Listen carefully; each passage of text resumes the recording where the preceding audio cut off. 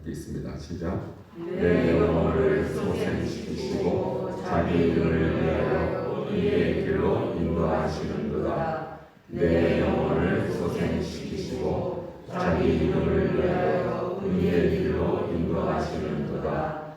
내 영혼을 소생시키시고 자기 이름을 위하여 의의 길로 인도하시는도다. 아멘. 할렐루야.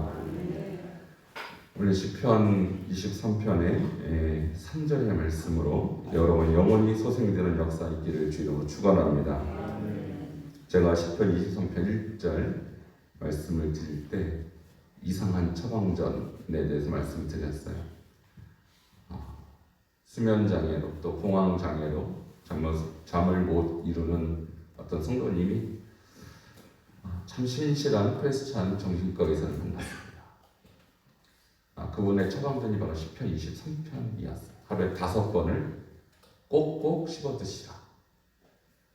주의사항은 장기 복용해야 효과가 있다. 그래서 한 달을 이 환자가 실제로 5번씩 꼭꼭 씹어 먹었어요. 한 달 후에 자기의 영적 현주소를 발견한 것이 목자 잃은 양이라는 자기의 현주소를 발견한 거예요. 자, 목자가 잃은 양은 목자가 잃은 게 아니라 양이 목자를 떠난 데서 오는 문제입니다.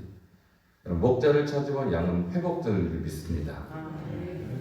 이분이 한 달 후에 자기의 영적 현주소를 발견하고 그때 하나님 앞에 한 것이 회개입니다. 여러분, 회개는 모든 회복의 첫 발걸음이요, 모든 소생의 첫 발걸음이에요. 여러분, 혹시 주님께서 여러분 이 말씀을 통해서 여러분 심령에도 회개를 불러일으키시면 하나님께서 여러분을 소생시켜 주시는 길인 것입니다. 여기 3절에 보면 내 영을 소생시키시고 이렇게 나와요. 이 소생이란 단어가요 2가지 뜻이 있어요. 히브리어로 슈브라고 하는데 돌이키다, 돌아오다라는 뜻이 있고 회개하다라는 뜻이 있어요. 여러분, 주님 앞에 돌아오면 하나님께서 소생시켜 주십니다. 근데 우리가 영적으로 돌아오다란 말이요 회개를 말하는 거예요. 그래서 세상에 있다가 죄악 속에 있다가 주님 앞에 돌아온다는 말은 내가 죄인임을 회개하는 것입니다. 여러분, 양을 떠난 목자를 떠난 양, 그것은 자기가 고집을 피운 거예요. 목자를 떠난 양, 그것은 자기가 자기 마음대로 했던 거예요. 그래서 자유를 누리려고 갔더니 사망의 음침한 골짜기에 이리다가 득실거리는 광야의 현실을 발견하게 된 것이죠. 그러니까 걱정이 되니까 잠이 안 오는 것이죠. 공황장애가 오는 것이죠. 우울증이 오는 것이죠. 여러분, 목자를 다시 만나시기를 바랍니다. 그런 모든 영적인 질병, 정신적인 질병, 걱정, 근심, 목자를 만날 때 해결되는 거예요. 이것이 인생입니다. 이 소생이라는 단어가 실질적으로 광야에서 어떤 식으로 형성이 되냐면 이런 것입니다. 저도 양을 늘 보던 사람이에요. 문 밖에만 나가면 양이 있었던 그런 적에 살았어요. 양의 특성을 잘 압니다. 양은 엉덩이가 무겁습니다. 기름이 엉덩이에 몰려 있어요. 그래서 걷다가 뒤뚱뒤뚱 걷다가 잘못해서 돌뿌리에 넘어지면 혼자 못 일어나요. 자, 그런데 혼자 못 일어날 때 만약에 일이라도 오면 어떻게 될까요? 잡혀먹는 것이죠. 그런데 목자가 오면 그 양을 벌떡 이렇게 세우겠죠. 자, 이리가 오기 전에 우리 주님께서 여러분을 일으켜 세우십니다. 마귀는 언제든지 여러분을 노리고 있어요. 호시탐탐 어떻게든 잡아먹으려고. 그래서 이 마귀가 우는 사자같이 들어다니며 삼킬자를 참고 있다고 그러지 않았어요? 그러니까 우리가 정신 똑바로 안 차리면 사자처럼 언제든지 우리를 잡아먹으려고 오는 것이 마귀죠. 근데 바로 광야 현실이 그랬어요. 이리가 얼마든지, 승냥이가 얼마든지 이 양들을 잡아먹을 수 있는 그런 현실이 바로 광야죠. 근데 목자가 지켜주시면 안전할 줄 믿습니다. 제가 처음부터 시편 23편에 이 밑바탕에 깔려있는 사상이 바로 언약 사상이라고 말씀드렸어요. 하나님과 우리는 언약 관계예요. 마치 부부가 서로 언약을 해서 평생 함께하기로 약속한 것 같이 우리 하나님은 우리와 평생 하기로 언약하셨어요. 근데 이 언약 속에는 항상 뭐가 있냐면 신실함이 필요해요. 언제 어디서든지 무슨 일이 있어도 지켜주리라, 함께하리라. 하나님은 우리와 함께하시기로 결단하시고 그렇게 약속하셨습니다. 그러니까 우리가 하나님을 떠나지만 않는다면 하나님 우리를 보호하실 줄 믿습니다. 광야의 현실은 또 이런 현실이에요. 햇빛이 강합니다. 그래서 햇빛이 쬐는 이 현실 속에서 물을 제때 만나지 못하면 많은 양들이 탈진을 해요. 그럼 이 탈진할 때 양들은 정말로 기진맥진에 쓰러지죠. 이때 목자의 응급처치가 있어요. 뭐냐면 겉옷을 두르고 있던 겉옷을 속히 벗고 허리에 차고 있던 이 막대기를 깃대처럼 세웁니다. 그리고 겉옷을 그 위에 하면은 순간적으로 간이 텐트가 형성이 되죠. 양을 그 그늘막에 재빨리 옮깁니다. 그리고 양이 이 목자가 갖고 있던 물통에 물로 양을 적시고 목을 축이고 그리고 전신 마사지를 해줘요. 그러면 곧 양이 소생돼요. 바로 이 소생시키시고의 의미가 목동이었던 다윗이 양들을 그렇게 소생시켰던 경험을 아마 그는 떠올렸을 것입니다. 근데 여기에서 진짜 목자와 사꾼 목자가 여기서 드러나요. 여러분, 사꾼이란 이 직업은요, 구약 시대를 불문하고 신약 시대도 그렇고 아주 보편적인 직업이었어요. 왜냐면 양의 소유주는 보통 양을 100마리, 200마리, 그게 자기 재산이었거든요. 그러니까 양만 있었던 게 아니라 다른 재산도 있었기 때문에 양 키우는 거는 보통 사람을 고용합니다. 저도 제가 섬겼던 민족, 위구르족들 지방 이 가정을 방문하면 집에 양이 몇 마리 있다 자랑해요. 우리 집은 100마리다. 그러면 100마리를 갖고 있는 것만큼 부자인 거죠. 어떤 집은 200마리 갖고 있어요. 주인이 혼자 못 키웁니다. 사람을 고용해요. 그래서 양이 어디 있습니까? 그럼 산에 있다는 거예요. 누가 키우죠? 사꾼 목자. 고용한 목자가 가서 키우는 거예요. 보통 1인이 한 6, 70마리밖에 못 키웁니다. 양이라는 것이. 그러니까 우리 집에 200마리 있습니다. 그러면 3, 4명 정도 사꾼을 고용하는 거예요. 근데 이 사꾼들에 대한 이 주인의 일종의 이 계약 고용 그 관계가 뭐냐면 워낙 광야가 척박하기 때문에 혹시 내 양 중에서 몇 마리가 소실되는 것에 대해서 주인은 그냥 인정해줘요. 어쩔 수 없다. 그만큼 광야에서 양 키우는 게 어렵기 때문에 약 10% 내지 20% 정도가 상실되는 것에 대해서 주인은 크게 문제를 따지지 않습니다. 자, 그런데 주인이 만일 주인이나 주인의 자녀가 직접 양을 몰고 나간다. 그러면 이렇게 쓰러지는 양들은 결코 방치하지 않죠. 근데 사꾼들은 방치합니다. 왜? 주인이 한두 마리 정도는 없어지는 것에 대해서 용인하기 때문입니다. 그러니까 예수님이 이렇게 말하시죠. 나는 선한 목자다. 선한 목자는 어떻게 합니까? 양들을 위해서 목숨을 버리거냐 이렇게 해요. 그러니까 진짜 목자, 진짜 주인 목자는 단 한 마리도 놓치지 않습니다. 왜? 자기 자식 같은 양이기 때문에. 바로 하나님과 우리의 관계가 그렇습니다. 주님은 여러분 결코 놓치기를 원치 않으십니다.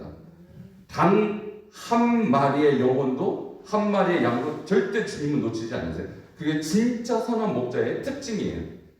근데 사꾼 목자는 어떻게 하냐면 한두 마리쯤 없어져도 주인이 그렇게 크게 비난하지 않기 때문에 그냥 두고 가는 거예요.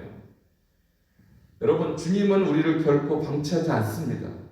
어떻게든 우리를 살려내시는 분이 바로 우리 하나님이신 것을 다윗은 믿었던 거예요. 여러분, 제가 말씀드렸어요. 이 역사적 배경, 시편 23편의 배경은 아들 압살롬에게 왕위를 찬탈당하고 쫓겨나는 다윗의 현실을 말하는 거예요. 자, 쫓겨나는 현실은 무엇입니까? 이제 버림받은 기진맥진에서 탈진하는 광야의 한 어린 양의 모습이 자기에게 투영된 것이죠. 만약에 사꾼 목자라면 하나님이 사꾼이라면 버리겠죠. 한두 마리쯤. 근데 우리 하나님은 다윗에게 어떤 분이십니까? 언약을 맺으신 하나님, 결단코 버리지 않으신 하나님, 그 하나님을 믿었던 거예요. 그래서 그는 내 영혼을 소생시키시고 라고 자신 있게 고백했다는 것이죠. 여러분이 어떤 상황에 있든 어떤 절망 속에 있든 주님은 여러분을 소생시키실 슈부의 하나님이심을 기억하시기 바랍니다. 하나님이 여러분을 돌이키십니다.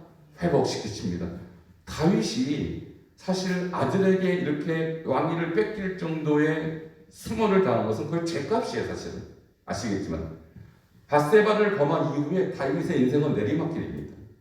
약 50세 정도에 일어난 그 사건, 오늘 이 사건은 약 60세 정도에 일어난 일이에요. 그러니까 다윗이 그렇게 범죄한 이후로 다윗은 별의별 수모와 별의별 일을 다 당합니다. 그건 죄값이에요. 그러니까 다윗은 알고 있어요. 내가 죄값으로 이것을 치는 것을 그는 알고 있었어요. 그렇지만 하나님은 여전히 나를 버리시는 않는, 나를 소생시키실 수 있는 언약의 하나님을 그는 신뢰했다는 것이죠. 여러분도 인생 살다 보면 죄를 범할 수 있습니다. 또 넘어질 수 있습니다. 마치 뒤뚱뒤뚱 거다가 돌뿌리에 넘어지는 이 양들처럼 우리도 넘어질 수 있어요. 그러나 우리가 나를 소생시키시고 회복시키실 그분을 기대한다면, 그분을 신뢰한다면 결코 버리지 않을 것을 여러분 믿으시기 바랍니다. 이것이 양과 목자의 참된 관계라는 것이죠. 또한 그는 이렇게 말합니다. 자기 이름을 위하여 의의 길로 인도하시는도다. 여러분, 의의 길이라는 것이 도대체 뭘까요? 이 번역이 사실 좀 쉽지 않게 번역한 거예요. 이것은 바른 길로 인도하시는도다 이렇게 번역하는 것이 훨씬 자연스럽습니다. 바른 길이라는 게 뭐냐면 양들이 막 수도 없이 지나가는 길이 있어요. 그러면 산비탈인데 길이나 있어요. 원래는 걸어갈 수 없는 길인데 양들이 너무 많이 가다 보니까 길이 한 층, 두 층, 세 층, 네 층 막 산비탈에 나 있어요. 근데 그 길들을 양들이 걸어간 이유는 딱 한 가지입니다. 푸른 꼴, 맑은 시내를 찾기 위해서요. 근데 그 많은 길들 중에 딱 한 길만 푸른 풀밭, 맑은 시내로 향하는 길이에요. 그래서 옳은 길, 바른 길, 의의 길이라는 것은 결국 푸른 풀밭으로 가는 길, 잔잔한 시냇물로 쉴만한 물가로 가는 길이에요. 여러분, 그래서 시편 23편이 말하는 푸른 풀밭, 쉴만한 물가는 천국을 말하는 것입니다. 영혼의 천국, 심령 천국, 또 영적인 천국을 말하는 거예요. 여러분, 천국 가는 길은 딱 한 길밖에 없습니다. 바른 길은 딱 한 길밖에 없어요. 이 세상에서. 다윗은 그 천국 가는 길, 영혼으로 가는 길 딱 한 길, 바로 하나님이라는 그 길만을 그는 찾았던 것입니다. 여러분, 우리도 예수님이 그러셨어요. 좁은 문으로 들어가라. 멸망으로 인도하는 문은 그 길이 넓고 찾는 이가 많되, 생명으로 인도하는 문은 그 길이 좁고 찾는 이가 적음이라 이렇게 해놨어요. 여러분, 천국으로 가는 길 딱 한 길밖에 없습니다. 예수 그리스도라는 길이십니다. 내가 곧 길이요 진리요 생명이니 나로 말미암지 않고는 아버지께로 올 자가 없느니라. 여러분, 예수라는 길 외에는 우리가 푸른 풀밭, 쉴만한 물가가 없습니다. 여러분, 그 길로 가시기 바랍니다. 그래서 우리가 좁은 길이라는 그 길로 가는 것이 바로 바른 길이에요. 근데 왜 그 길로 가야 되냐면 그것이 자기 이름이에요. 아버지의, 여러분, 이름은 이스라엘에서 명예를 말하는 거예요. 영광을 말하는 거예요. 여러분이 바른 길, 좁은 길로 갈 때 하나님의 이름이 영광을 받습니다. 우리가 주기도문도 시작하자마자 이름이 나와요. 누구 이름? 아버지 이름. 그래서 우리가 하늘에 계신 우리 아버지요, 이름이 거룩히 여김을 받으시오며. 누구 이름입니까? 하나님의 이름을 말하는 거예요.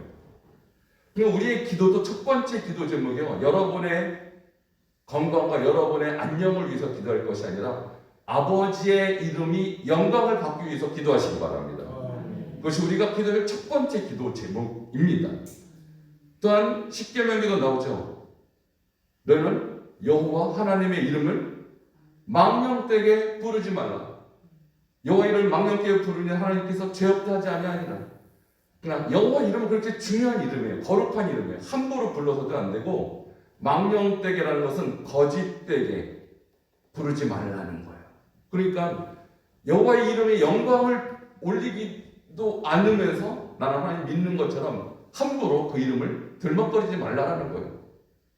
자, 그러므로 여호와 이름은 너무나도 중요한 이름이고 하나님의 영광을 나타나는 이름인데 지금 많은 우리 크리스찬들이 이렇게 사용합니다. 나는 하나님 믿습니다. 여호와 이름을 이용하죠. 근데 실제 삶에서는 여호와 이름과 전혀 관계없이 살아요. 이것이 여호와 이름이 망령되게 일컬어지는 현장이라는 것이죠.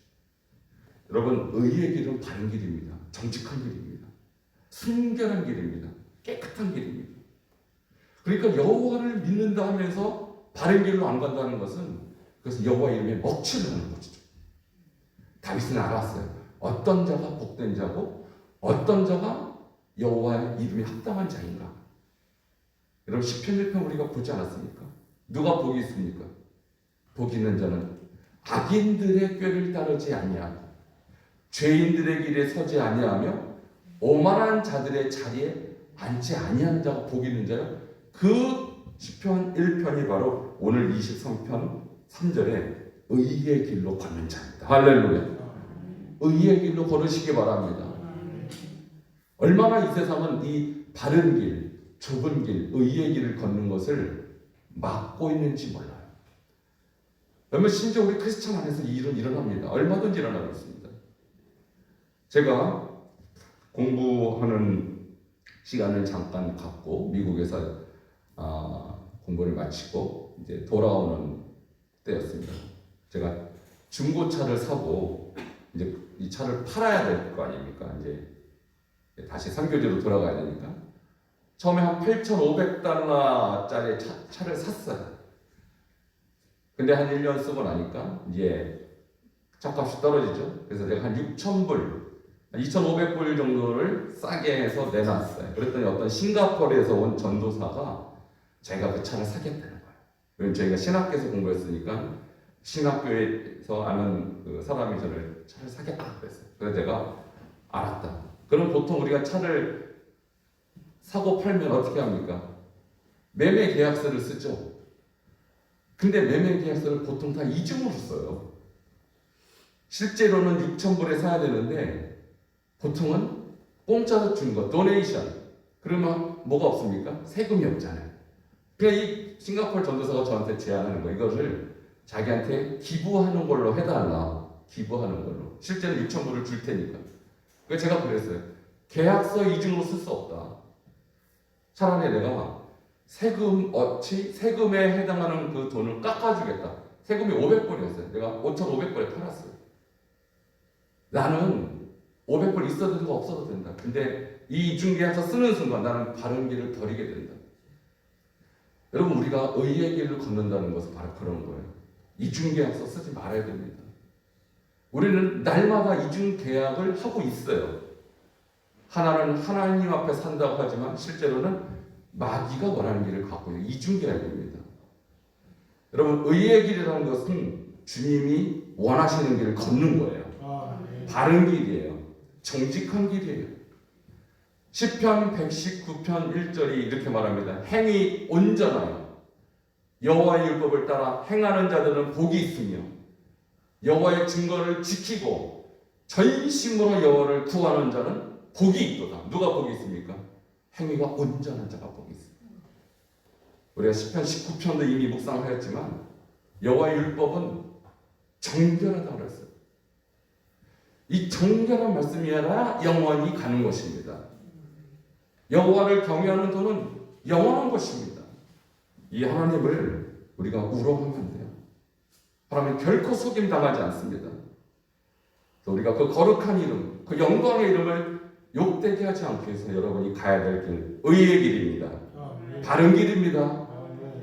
어떤 일이 있어도 의의 길, 바른 길 선택하십시오. 하나님이 영광 받으시고 여러분의 영혼을 더욱더 소생시키실 줄로 믿습니다. 함께 통성으로 기도하시겠습니다. 오늘 23편 3절이 우리에게 주는 것은 여호와는 우리를 소생시키신 하나님, 우리를 의의 길, 바른 길로 인도하시는 분이십니다. 주님, 우리가 주님의 이름을 위하여 바른 길 가게 하여 주시옵소서. 그럴 때 우리를 더 소생시키시고 회복시킬 줄 믿습니다. 우리 함께 통성으로 기도하시겠습니다. 하나님 감사합니다. 주님, 우리를 소생시키시는 슈부의 하나님이십니다. 하나님, 우리가 주님을 떠나서 하나님이여 먹자 이런 양과 같이 헤매고 주님은 여전히 우리를 찾아오셔서 우리를 회복시키시는 좋으신 목자이십니다. 하나님, 오늘 그 하나님을 다시 한번 만납니다. 그 주님 앞에 우리가 다시 한번 돌아옵니다. 우리의 영혼을 이 시간 회복시켜 주시옵소서. 하나님이 우리의 영혼이 낙담되었을 때, 하나님 우리 영혼이 진실 속에 있을 때, 하나님 우리 영혼이 하나님의 주님을 잃고 방황할 때 우리에게 찾아오셔서 우리 영혼을 소생시키시고 우리의 생명을 보존케 하실 그 주님, 주님의 이름을 찬양합니다. 오늘도 그 주님 앞에 나온 모든 심령들마다 소생되는 역사 있게 하시고 회복되는 역사가 있게 하여 주시옵소서. 주님은 주님의 영광을 위하여 주님의 이름을 위하여 우리를 바른 길로 인도하시는 분이십니다. 하나님, 우리가 그 바른 길을 떠나지 않게 하시고 그 의의 길을 떠나지 않게 하시고 그 정직한 길을 떠나지 않게 하시고 하나님, 우리가 좁은 길을 걷는 참된 하나님의 종들이요 양들이 될 수 있도록 하나님 축복하여 주시옵소서. 아버지, 이 세상이 가는 길 악인의 길이요 죄인들의 길이요 오만한 자들의 길입니다. 이 길을 가지 않냐고 정직한 길, 순결한 길, 믿음의 길, 말씀의 길로 걸어갈 수 있도록 주님 도와주시옵소서. 감사를 드리며 예수님 이름으로 기도합니다. 하나님 아버지, 주님은 우리의 영혼을 소생시키시는 참 좋으신 선한 목자이심을 이 시간 고백합니다.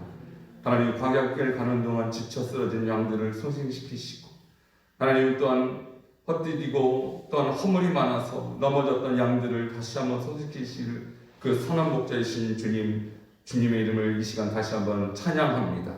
하나님, 우리가 광야길을 걷는 동안 넘어질지라도 일으켜 주시옵고 우리가 탈진할지라도 우리를 회복시켜 주시옵소서.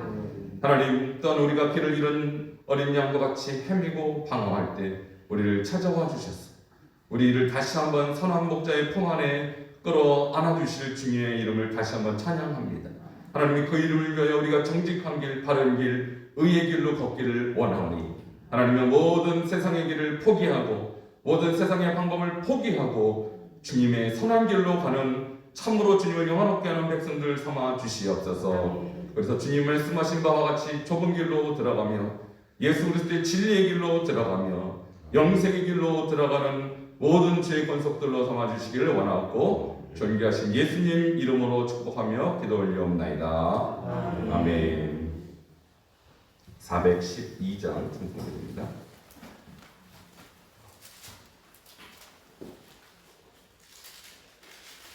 412장입니다.